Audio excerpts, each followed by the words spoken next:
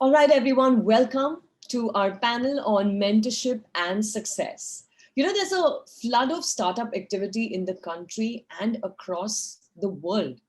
The youth, especially, are leading India's startup ecosystem, where the median age of founder entrepreneurs is only 31 years, according to India's youth delegate at the UN.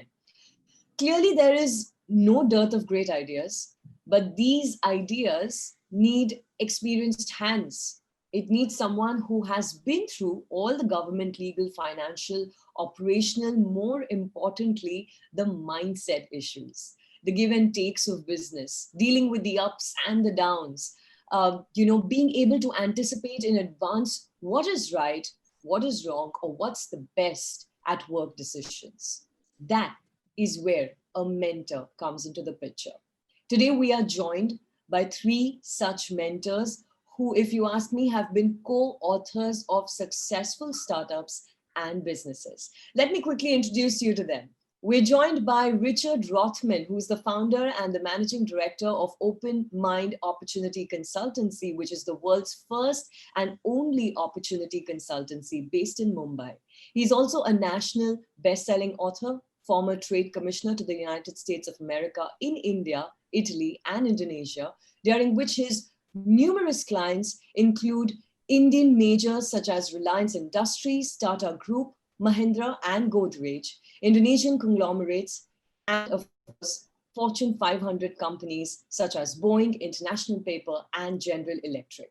He's also serviced the needs of hundreds of SME companies in over 67 sectors. So for over 32 years, Richard has identified, he's expanded business opportunities for hundreds of companies around the world, and his Indian consulting clients have included Z Entertainment, Onida, Aptech, Metro Shoes, and SL ProPack.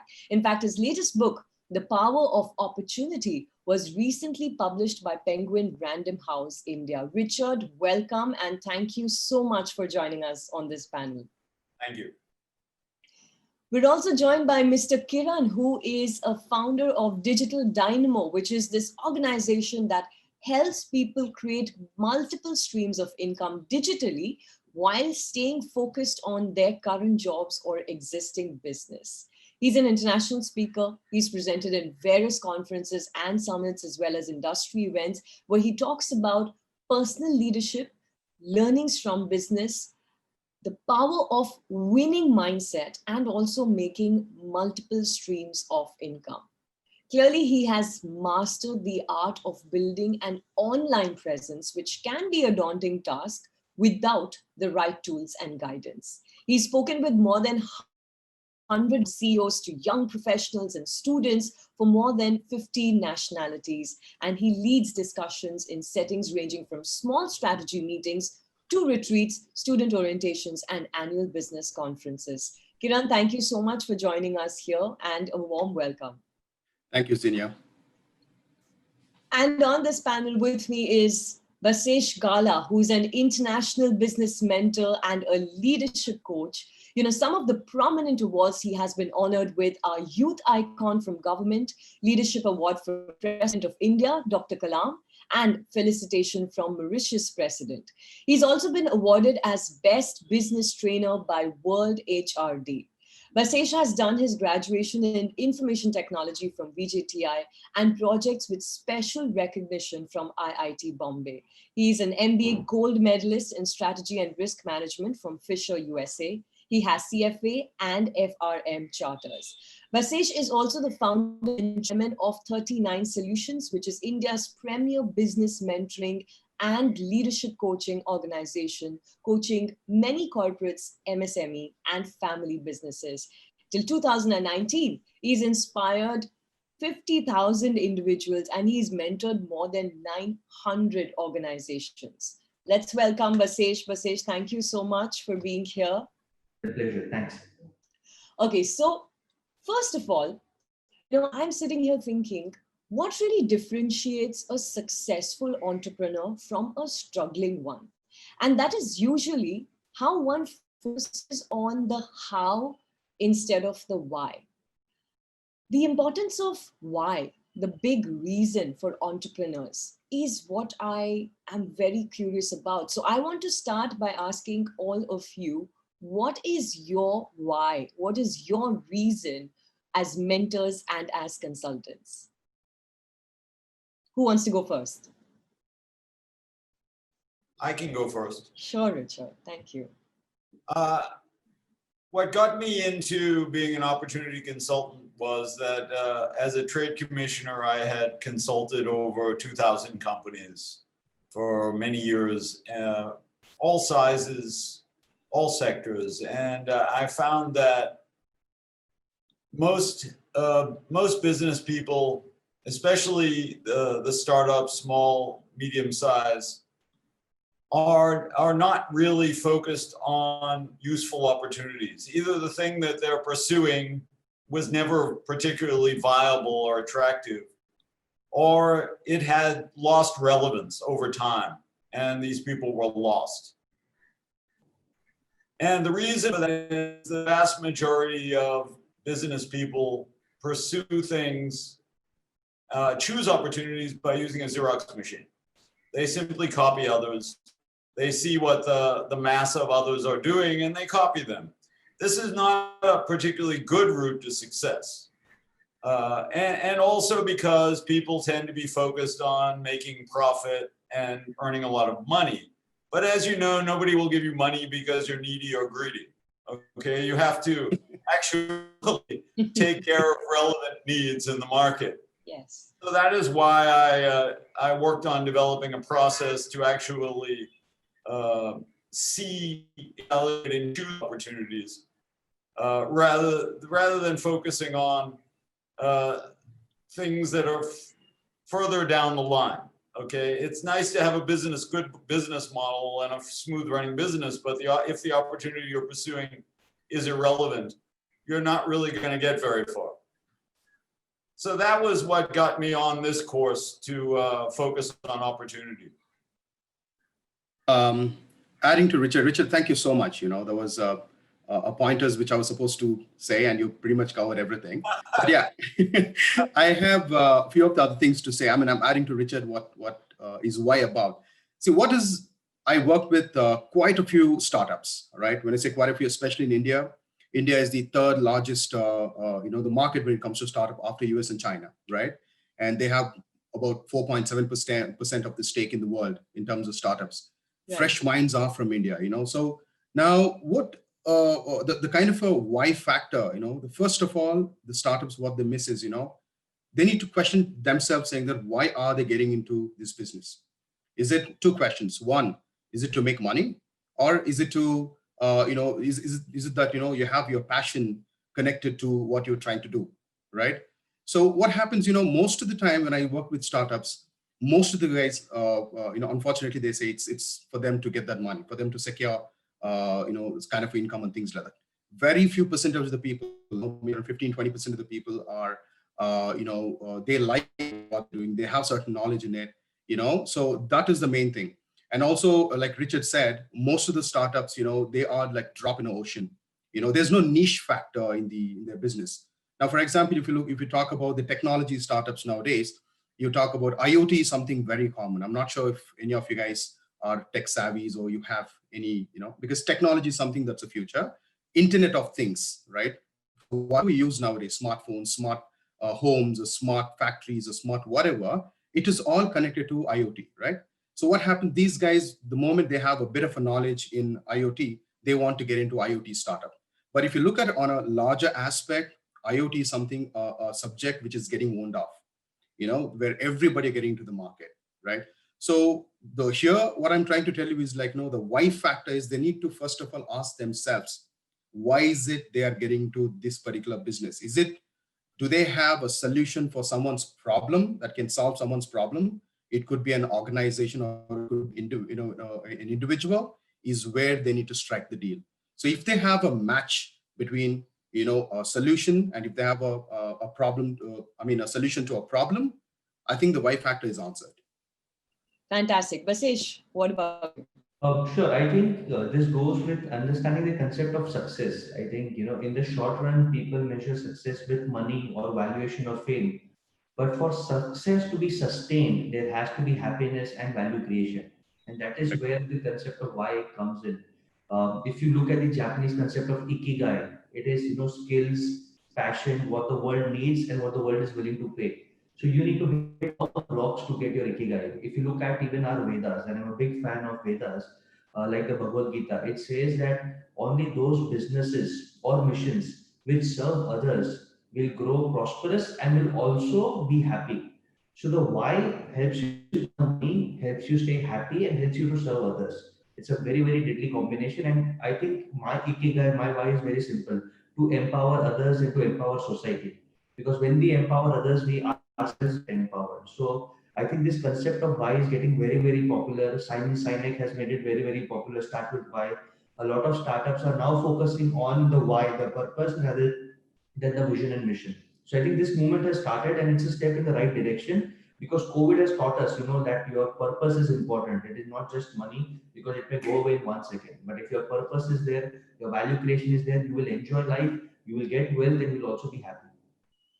So I think the common thing I see between what Richard, Kiran, and Basesh have said is that besides the given of why one should start a business, it has to be purpose-driven. Richard, would you like to add to it? Yes, I think it is very important that the business that you start addresses a personal pain point. This will give you the perseverance and the tenacity required to pursue it because starting any business is extremely difficult. Right. And the obstacles you'll face will be much harder than you believed they were ever possible. However, I would add to that the opportunity must be able to attract resources. It is not enough for you to have a personal pain point or have a passion for it. The why is not enough because the how comes into it eventually. You must be able to attract resources. Therefore, an opportunity has to be large enough in terms of potential scale in order to attract resources. And if it is large enough in terms of potential scale, then it will attract resources regardless of the team. A few years ago, for example, I met a 20-year-old kid who had just raised $20 million from Tiger Global, a big US VC. Now, why would Tiger give a 20-year-old kid $20 million? He had no track record. No one on his team had a track record. It is because money is attracted to the size of an opportunity, the potential scale of an opportunity. This must be there. And in many startups that I see, they have simply not found an opportunity that is large enough to attract resources. That is another issue. Okay, you might have a passion to do something, but if there's not enough of a market out there potentially, then you probably won't get very far either. Unless, of course, your ambition is very small. But most people don't have small ambition. They have a small opportunity. Thank you so much, Richard. That I think completely puts everything into perspective. And taking from what you just spoke about, Richard, passion and this great spirit that young entrepreneurs have, especially in the beginning. Now, if I take that into the 2020 context, where India's startups have taken a hit. 12% of them have shut down, 40% have sort of suspended work, and funding for almost 33% has been put on hold. For all of you as mentors, tell me, how does an entrepreneur, let's say, for example, a 20-year-old, sustain the spirit with which he began, with which he first started? How do you do that?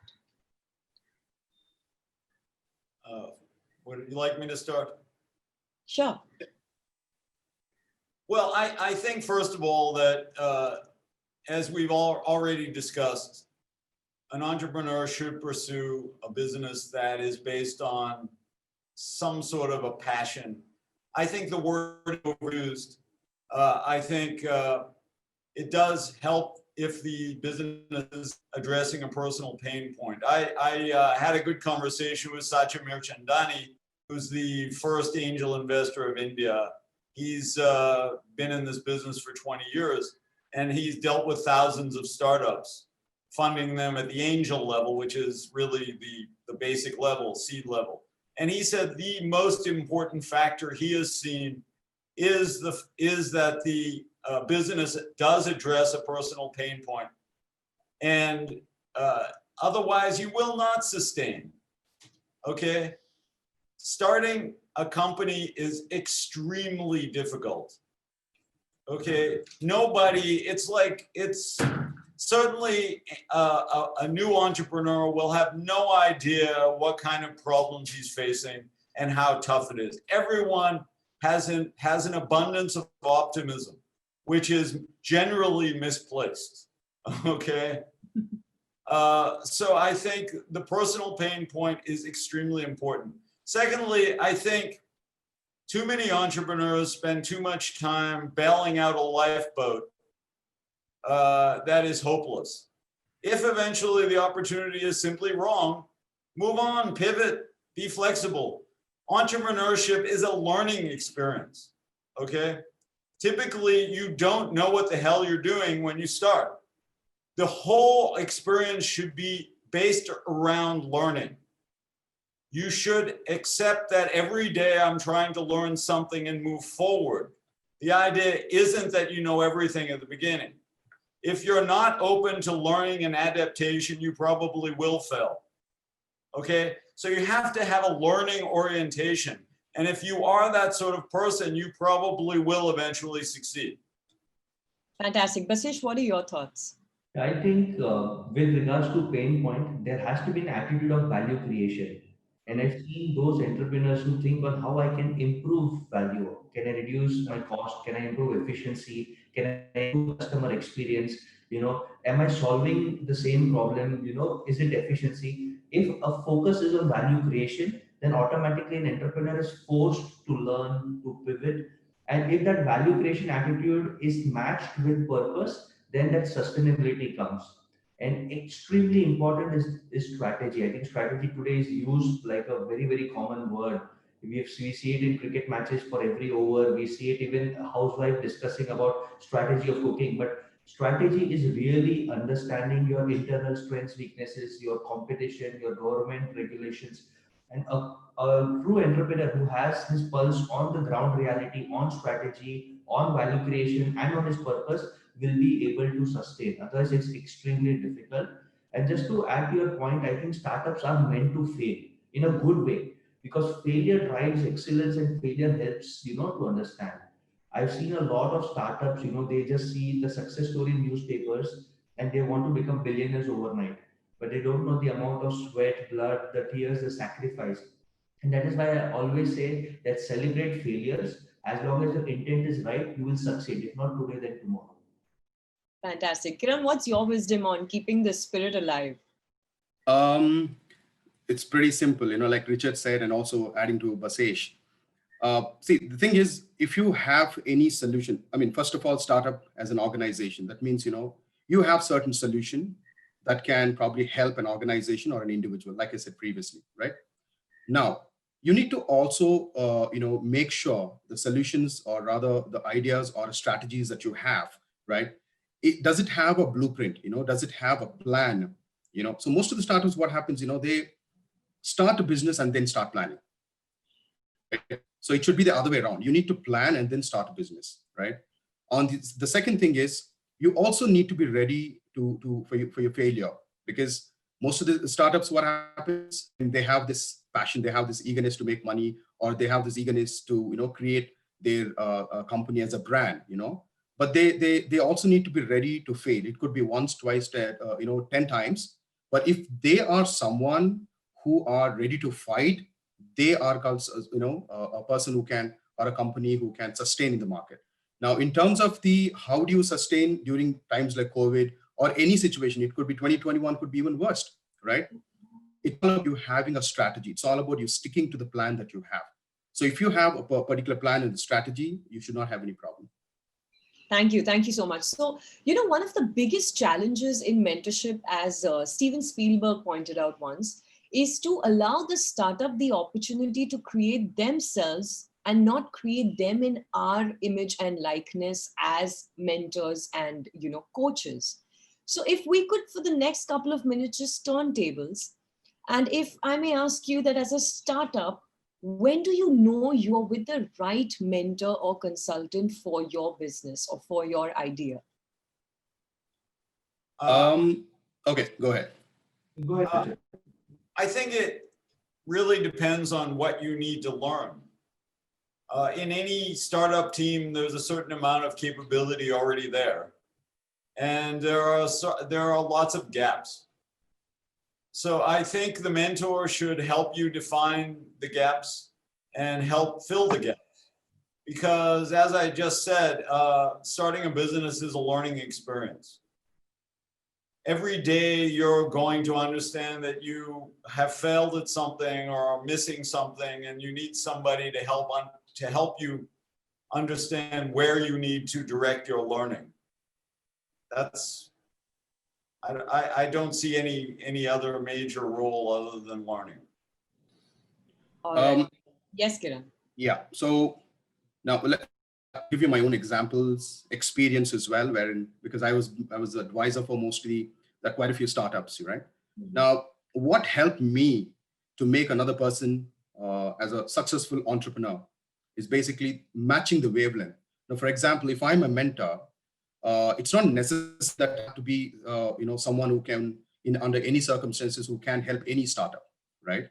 So when someone comes to me for consulting or to get an idea, because I have this blueprint I can say, or I have this success stories, where I've helped people in terms of giving them ideas on the financial factors, giving them ideas in terms of resources, like Richard said, right? And also making sure that them being in par with the generation, also reading, identifying which is that hungry market.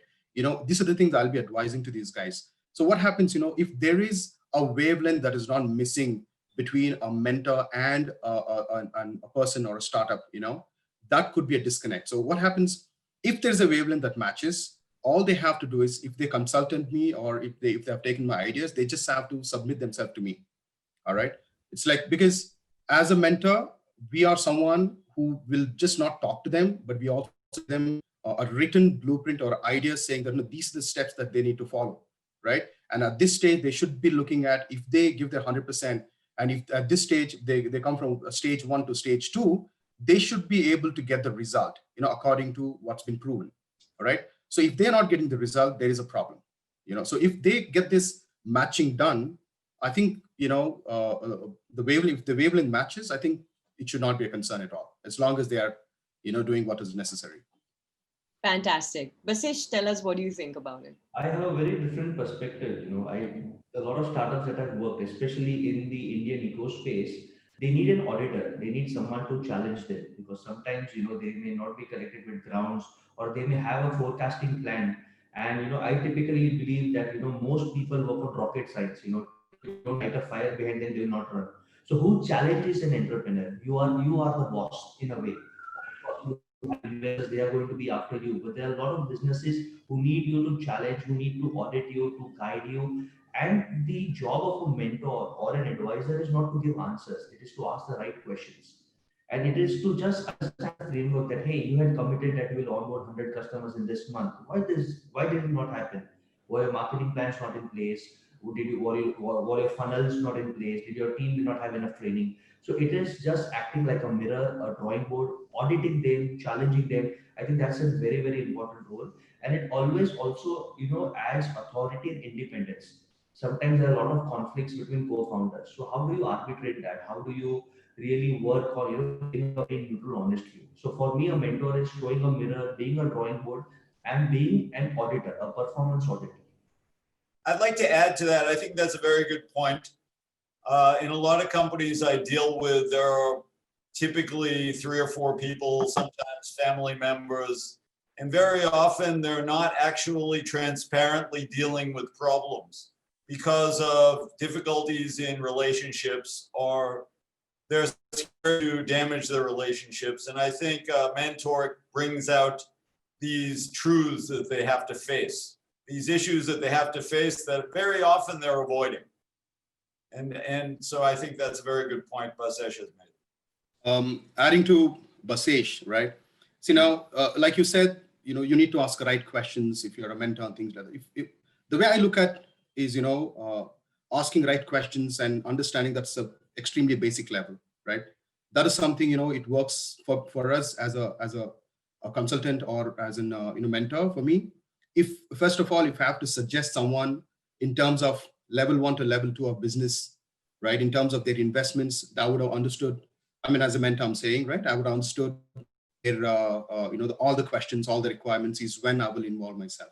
Now, what happens, like Richard said, uh, every time someone gets into a business as an individual to start their own company or an organization, you cannot get into it with a fear of, one is losing relationship, second, in terms of investment, third, you can't get into any business, for the matter of fact, keeping, say, one portion of amount, making into 4 pieces, and this is what I can maximum stretch into. It's like, if your business required for you to possibly invest a little more, or maybe for you to invest on resources or anything else, you better be ready. So when you have this complete plan is when, first of all, you need to think of getting into business. So the answering questions and all this thing is a very, very basic. So the way I look at it is, you better be prepared for all kind of problems. You better be prepared to submit yourself to a mentor, because people like, say, Richard and maybe Basesh and myself, we just don't consult, we just don't provide consultation or a mentorship just like that, without having a proven background in a platform. It's not all that easy. So when they come and ask us any kind of help or maybe suggestions or whatever, so we give certain plan for them to follow, as long as they have any doubts or questions. So that's what I say. Thank you so much. Thanks, Richard, Basesh, and Kiran. And in fact, now, as I was listening to you speak, I was wondering, as mentors and as coaches, what is that one inherent or learned personality trait or quality that you think is very refreshing and is also the need of the hour in 2020 in an entrepreneur? In my view, the most important personality trait an entrepreneur should have is what I call irreverence. You could also call it open-mindedness. The most successful entrepreneurs, in my view, are the ones who challenge the existing rules. If you're simply going into a business and copying other people who are doing it, which is what I would say 99% of Indian entrepreneurs do, you are not going to give any sort of additional value. What Basesh said with added value, a value addition, is so crucial. When you start a business, your objective primarily should be useful service and service that you're giving to others that they cannot get elsewhere. Profits and revenue are a consequence. They're not a goal. So in order to be able to provide service, useful service, and something unique, you must have an irreverent and open-minded attitude about what service is required by the market, what things you can do, or what things people need. If you're simply like everyone else, if you're following the same book of rules, then you're not going to get very far. Right. That's fantastic. Absolutely. Yes, Kiran. Yeah. What Richard is talking about, red ocean and the blue ocean, right? So red ocean is something wherein, it's pretty common. You are one of those, Robert Kiyosaki, one of the authors, he said, you'd rather be the 1% than being the 99%. So most of the, like he said, 99% of the startups in India are pretty much like a drop in the ocean, whereas there are certain things which is very common. Either they would have, seen someone doing it and they would have got, access that knowledge and they try to do their own, or they would have read somewhere, or they would have come across saying that, no, the kind of a business they're getting into that possibly could generate more revenue. That's the failure. If you keep your revenue in mind and start your business or getting into business, saying you have certain goals in terms of making money in 6 months, a year, that could be quite a challenge for you to scale your business, because the first aspect that you have in your mind is money, right? Yeah. So end of the day, you need to look at, like I said previously, you need to identify which is that market that is hungry for your solutions, right? That happens through your research. That happens through your, the talking to right people, surrounding with right people, getting more knowledge by talking to people like us and things like that, right? You need to do a lot of research, identify what is your niche, right? So when you find what is your niche, you will be able to figure out who needs this particular niche. So as long as you're not common, and as long as you're not, like I said, drop in the ocean, I don't think, it could be another 10 pandemics will not, will not be a problem for the kind of a business that you're into. I'll just give you an example, if that is okay, right? I'm sorry, I'm taking a lot of time. Sure. Right now, see, I have three businesses, both offline, right? And during this COVID, I started my online business, right? Now, one is a manufacturing kind of a business. Another one is about the franchisee model business. Another one, something like events, but it's not completely related to technology themed, right? Now, during this pandemic, I started working from home, and I started because I know from now for next, I can say about 30 years, maybe 100 years, everybody's lives would be online, right? Digital is something which is the next big thing, right? So I started digital coaching is when it's like I started making more and more mentors like me for them to go and teach that uniqueness, what they have to the people.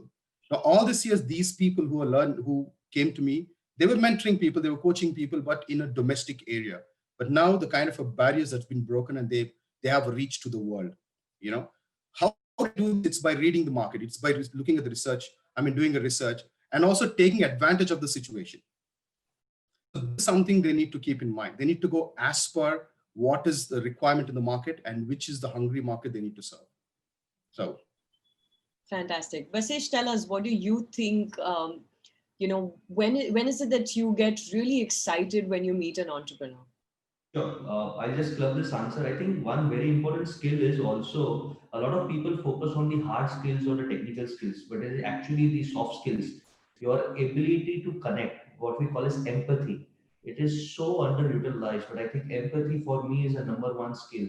If a founder, if a leader is able to connect with his team members, his vendors, his customers, and the society, because this COVID pandemic has made us realize it's important to be green, it's important to be a good social corporate citizen, and you need to take care of everyone. Those businesses in the long run have better margins and sustain. It sounds a fairy tale on paper, but a lot of research has gone that if you have empathy, you are able to get more out of. And I agree with Richard. Empathy combined with opportunity thinking really is a very very powerful tool. And in terms of what you said, what excites me when I see an entrepreneur most, it is the same skill set, the hunger to solve a problem, to create value every day, and to genuinely deliver value. When you deliver value, profit, cash flow, fame is a byproduct and it will automatically come. I see 99% chasing profit and valuations, but that 1% which focuses on delivering value, creating sustainability, finding opportunities, and having empathy, those are my multi unicorns, not a single unicorn. So I get very excited when I see those. Yeah, I'd like to add that,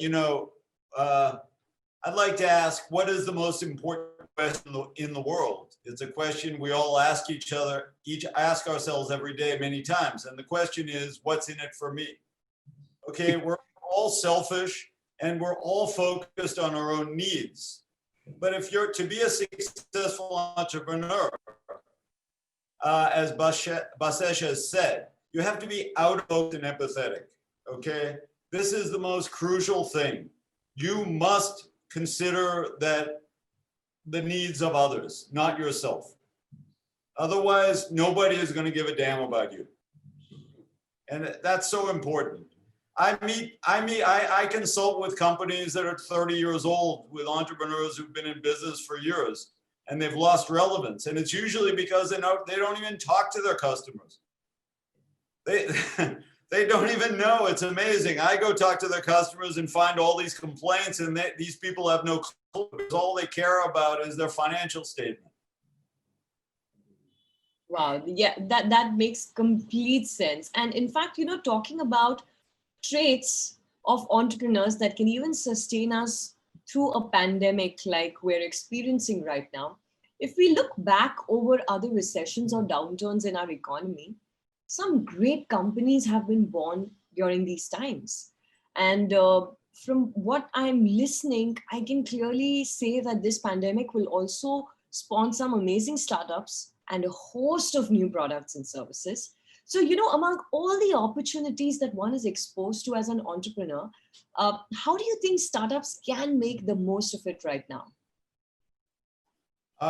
To start, I would say one of the things we're having a conversation right now that probably would have been done in person last year, where we all would have had to travel to a place and so on. So now everyone is used to this idea of doing things at a distance. I think a big opportunity for all companies right now is to adapt to distance selling, distance marketing, and distance service. I personally, for example, am a consultant. In the past, I only sold in Mumbai because there was the need to be physically present and my sales was done that way. Since COVID started, I have expanded my business. I have expanded my business internationally. I'm marketing in the US, Europe, Australia. Who cares where it is? Okay. People don't even want to meet me personally. And I think post-COVID, people will understand the efficiency of doing things this way, and we'll be able to massively expand market at a very low cost. So I think people have to see the opportunities in COVID as well as the pain. And I think there are abundant opportunities like, marketing at a distance and providing service at a distance that many companies can take advantage of. Right. Basically, go digital, right? So if you, I covered this in the previous point saying that, when these guys, they came to me, I just told them saying that, all these years they were in local, like it's a local market and things like that. Now, COVID has taught us to go digital, right? So whoever thinks that, going digital, like doing digital marketing, digital selling to whatever, that could be a failure for them. Because now the market is such that, for example, what we're doing is digital, all these years, I'm sure SOW events were offline, so we adapted ourselves, get on online and, offer the same services, but now the reach is even wider. That's the best part. Like Richard is reaching so many other countries. Who cares about if somebody wants to meet him or not necessary? That is not the point. The point is all about, has he adapted to the situation? Has he taken the step to, go as per the requirements of the market, right? So the best part about, digital is all about, there is no restrictions for you.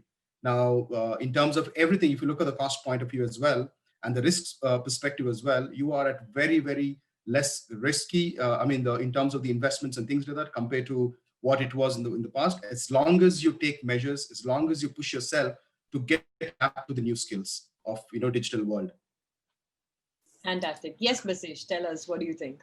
Of course, technology is a no-brainer, but there are two industries which I'm extremely bullish on. One is skills development, and of course, it ties in with digitally. I think education per se is going to lose its sheen because just having a degree is not enough.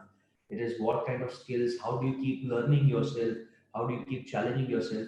And the second industry, which I'm a huge fan of, is now the health, organic industry, the diet industry, the fitness industry, the Ayurveda industry. Across the world, a lot of people have now started, asking for, let's say, the Tulsi tablets, the Neem tablets, or vitamin C, or even fitness, because COVID has taught that, your health is your biggest wealth. So I think agriculture, organic, the health industry per se, and the skills development along with technology are great areas which will see a lot of success. That's fantastic. Okay. Coming to running a business or being an entrepreneur, I think we've established one thing. It's not a piece of cake. It takes dedication, hours of effort, still leading to unattained results sometimes. And Basesh, very shortly, just a while ago, you spoke about how soft skills are more important than the hard and the, technical skills. And of course, we're in 2020 going through, coming out of a pandemic. Mental health is one of the criterias today, or like you rightly said, is something that we all have started to think more about and become more aware of. So tell me, how does one deal with all of the hurdles and the stress that entrepreneurship or startups come with? What is your thumb rule to getting over mental stress? Basesh, you want to go first? I can start. I think it's very important to have a strong EQ and SQ base. When I say EQ, it is a good family support. where your family can support you in terms of providing you a nice environment where you can recharge, you can innovate. And I'm a big fan of SQ. It could be purpose driven, it could be meditation, yoga, where you're able to connect with the universe, because you need a moment of sanity in this insanity world of an entrepreneur. And second, I'll always come back to purpose. As long as your purpose is right and you deliver on value, that I want to give value creation. My family is supporting me. They are, giving me a nice comfort. My SQ is strong. I enjoy my work, and the value creation is going on. I think that helps with mental strength. And I think it's the rule of five. The more time you spend with five people, you become like them. So I always say that your circle needs to be very, very strong. As long as your circle is very stable, humble, hungry, ambitious driven, you will also try imitating them. So these are my tips and observations. Superb. Richard, can you tell us what are your thoughts about what's your thumb rule to dealing with mental stress and pressure? Well, I think it depends on what your support level is. Personally, I can live on bread and water, but my wife and kids might not be willing to starve. So I think it's important to have the resources available so that there is not a lot of pressure for, that's one reason young people can start a business, because they don't have a wife and kid. You have to have the resources available to avoid extreme financial distress. Otherwise, if there's no food for your kid, you're not going to be able to sustain. I think that would cause, it's other people that, even if you're passionately devoted to your purpose and are willing to work 7 days a week, regardless of the setbacks, if there are other people who are suffering, you're probably going to give up. Okay. You have to think through all those things and have support systems. Well, that makes sense. Yes, Kiran. Mental health, or maybe handling stress, I think, say, during any situation. Now, see, the first thing is all about, let's get into the bottom line of, you're an entrepreneur or you already have a business, which means, stress is something is part of you, right? That is, you need to accept that's not a choice anymore, right? Now, how do you do this? First of all, you need to do certain things for yourself. If you go to, for example, when you go to flight, when you're boarding a flight, so the person who's guiding you, giving you instruction, they'll say, first you save yourself, then you save your children, So that is what it is, the thumb rule. Now here, for me, how do I beat my stress is basically, one is I give time for myself. I do certain things for what I like at a certain time, probably like I said, maybe work out or go for a drive, or maybe, you need to have that at least 10 to 20% for yourself. Because the moment you don't give time for yourself, that is a negative impact. It'll creep into your own business and things like that, So the best way to do is have some activity, keep something, that maybe read a book, whatever you do certain things, also focusing on your business. Don't do 100% business and just giving up on yourself and the family and things like that. At least 20% is something you need to put that in your blueprint before even you could get into the business. Because your business should not get into your family or your personal. You need to have the 20% and stick to that. So when you have the division, I don't think if that portion of the business is going bad or whatever, at least 20% you have peace of mind, Absolutely. Well said. And yes, Basesh. It's a very important point. Is I think stress is a function of time management and discipline, and it's inversely proportional. If your time is well managed, you are well prepared. Like Richard said, that if you had 6 months of liquidity now, if your fundamentals were in place, you are not over leveraged, or you didn't have huge expenses which were not easily taken care of, you would not have been stressed so far. If your fitness would have been good, even if God forbid you were exposed to some infection, your chances of surviving and coming out, much fitter is, very, very high. So I think stress is always a function of time management and discipline. If you can manage your time and have discipline in life, your stress can be easily managed. Well, that totally puts things into perspective. So my final question for Richard, Basesh, and Kiran is that you are successful mentors. What makes you that? And how do you use that in your process with mentoring startups and businesses? In my view, my success can only be based on the success of the people I mentor. That's it. And every time I mentor, I should learn something from the experience and do a better job the next time. Just like any other business, if it's not constantly adapting and learning and providing better service, then it's not doing its job. That's what gives me satisfaction. I didn't get into this for the money. You know, if I can't constantly improve and get better results from my clients, then I'm not doing the right thing. So it isn't based on my bottom line of profit. It's based on the success of the people I work with, and every business should have that philosophy, no matter what it is. Right. In my view, in terms of, first of all, I do not do myself as a successful mentor, because there's so much of learning. There's so much of give and take in terms of the knowledge. So the only way I find myself successful, rather than someone else telling me, is if I've mentored someone, if I've guided certain things, if I've shared my knowledge to someone, if I've found success in them through my mentorship, is when I feel I'm pretty successful. Now, so the way it happens, the mantra is very simple. Whatever the knowledge that you have, 100% the knowledge, right? You better share it to someone. Now, during this process of sharing your knowledge, knowingly or unknowingly, you are actually gaining more knowledge than what you have, right?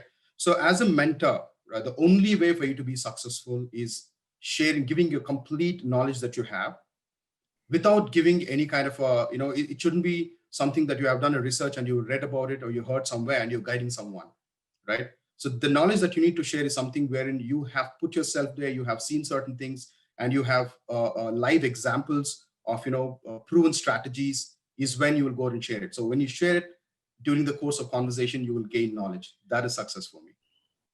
Super. Basesh, tell us, what is success? So, of course, a mentor lives, when his mentee crosses them and, even exceeds them and does really, really well. But there are 3 points I think, which defines happiness and success for me. One is working on fundamentals. I think it is so underrated, but working on cash flow, working on creating a good core team, good customer experience.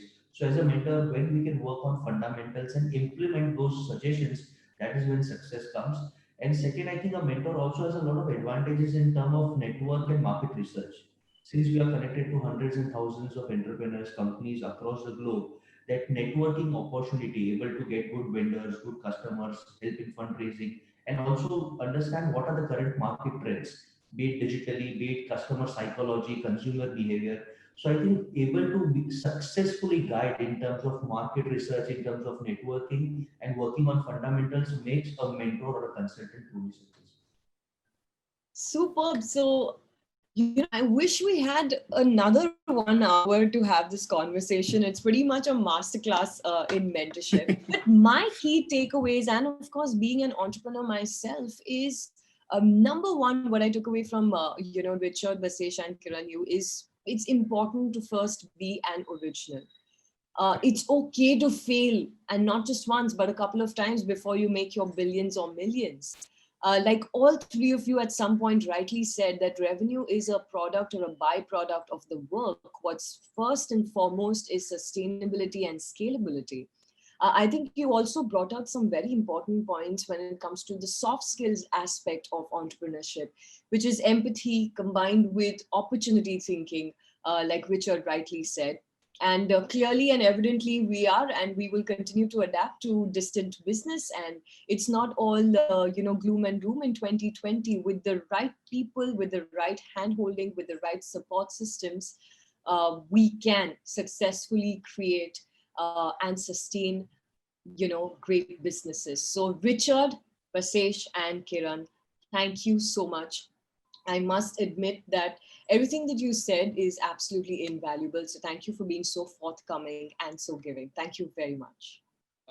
Thank you, Zinia. I have one message to all the entrepreneurs before we end this session, right? Sure.